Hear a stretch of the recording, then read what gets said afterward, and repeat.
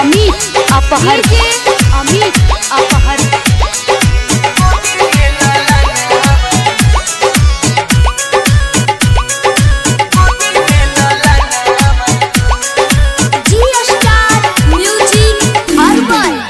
हो छठी माई के गोदी में लाला नावा हो छठी माई के गोदी में लाला नावा हो छठी माई के गोदी में लाला नावा ए छठी माई के गोदी में लाला नावा सुना बटे घरावा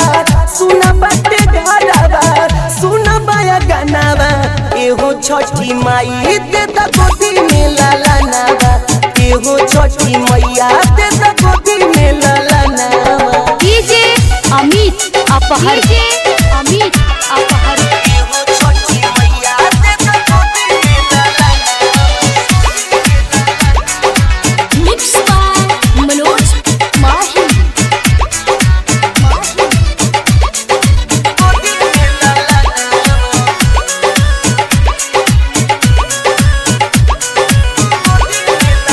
हर साल दुआरा माई तहरा आई कबो उपकार नहीं राउर हम भुलाई हर साल दुआरा माई तहरा आई जोड़े कलश बाबा से और गदी भाई दिहतु पुराई माई दिहतु पुराई माई हमारो सपनावा ए छठी माई ते गोदी में लाला नावा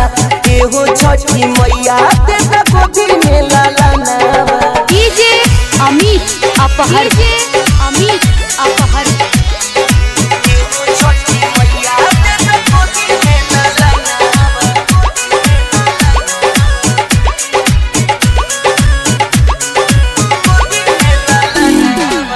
सुनले बानी माई तू तो हम बड़ी दानी अचार पसारी एगो लाल मांगतानी अचार पसारी एगो लाल मांगतानी सुनले बानी माई तू तो हम बड़ी दानी अचार पसारी एगो लाल मांगतानी मनोज भिखारी से पवन सुखारी से कराई बुझा गाना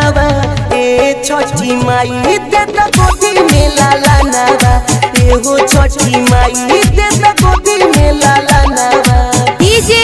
अमित अपहर अमित अपहर